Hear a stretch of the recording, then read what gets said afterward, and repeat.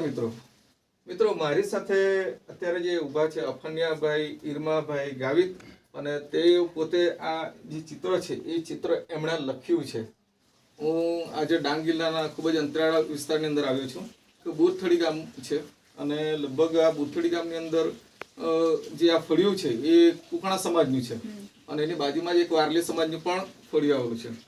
મૂળભૂત રીતે જે વારલી સમાજની જે પચવી ચિત્ર અથવા તો પચવે જેને કહેવાય એ ચિત્રના કવરેજ માટે ખાસ કરીને આવ્યો છું।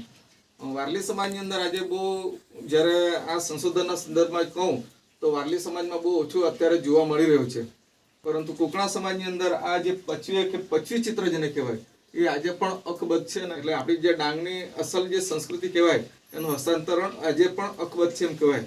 બીજું ઇન ધ સેન્સ કે જે વારલી ચિત્રકળા જે ખરી એ વારલી ચિત્રકળા જ્યારે વારલી સમુદાય આપણે ત્યાં આવ્યો છેક મહારાષ્ટ્રની આપણી બોર્ડર પર આ સરહદ ઉપર, ત્યારે એ વારલી સમાજ પોતાની સાથે પોતાની જે કલા સંસ્કૃતિ છે એ લઈને આવ્યો તે એ પ્રકારનું જે છે અથવા તો એનો આધાર કહેવાય વારલી ચિત્રનો, એ આધારની અંદર તમે પચી ચિત્ર જો, એ પચી ચિત્રની અંદર તમે જે હ્યુમન ફિગર છે એ હ્યુમન ફિગરની અંદર તમને એના જે શેપ છે ટ્રાયેંગલ ઓડ ઇવન, તો એ વસ્તુ તમને જોવા મળે છે।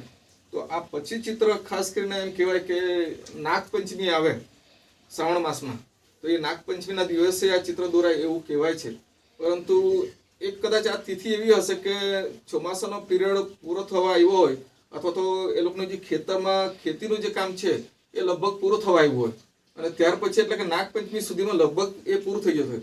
પણ આ ચાલુ વર્ષ આપણે 2025નું છે, એ ચાલુ વર્ષ દરમિયાન વરસાદ જે છે એમ જોવા જઈએ તો 1 મહિનો વહેલો આવ્યો, 15મી મેથી શરૂ થઈ ગયો અને આજે પણ સતત એ ચાલુ છે। એટલે ખેતીનું કામ જે સમયે થવું જોઈએ હતું પૂરું એ થયું નહીં, એટલે એવું એક અનુમાન મેં જોયું કે આમના માટે નાગપંચમી એ એનો પ્રોપર જે તિથિ કહેવાય તો એ પ્રોપર તિથિ નહોતી। કારણ કે અહીંયા મહત્વની બાબત એ છે કે ખેતરનું જે કામ છે, ખેતી કામ જે છે એ રોપણી કે ઓરણી જે આપણે કહીએ એ બધું ખેતરનું કામ પતી જાય અને એમના જે બળદ કે પછી જે ખેતીના લગતા જે ઓજારો છે અથવા તો ખેડૂત પોતે છે એ લોકોને એક ચોક્કસ આરામનો ટાઈમ મળી જાય છે।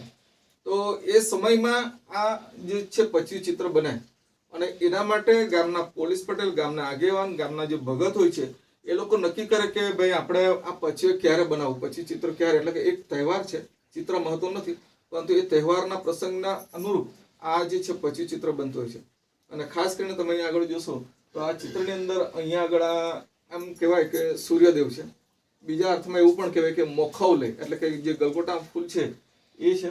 અહીંયા આગળ તમે જોશો કે જે વાઘદેવ આપણે ગામના પાદરે જોતા છે ડાંગની અંદર, એ વાઘદેવની અંદર આવતા જે પાત્રો છે એ બધા અહીંયા પાત્રો તમે જોઈ શકશો, જેમ કે અહીંયા વાઘ છે, આ બળદ છે, મોર છે, વીછી છે, નાગ છે અને અહીંયા આગળ જોશો તો મહત્વનું પાત્ર આ છે કે જે ખેડૂત છે પોતે હળ ચલાવી રહ્યો છે ખેતરની અંદર અને હવે પછી એના આરામનો સમય છે એના બળદ એને પોતાને, અને ક્યાંક તમે બીજા ચિત્રોની અંદર દરેક જે આમાં જે લખારા કહેવાય અથવા તો જે ચિત્ર લખે એમ કહેવાય છે, ચિત્ર દોરનાર એવો શબ્દ પ્રયોગ જાતો નથી, તો એ લોકો જ્યારે આ ચિત્ર લખે છે ત્યારે આમાં ચિત્રની અંદર ઘણી બધી વેરાયટી તમને જોવા મળશે।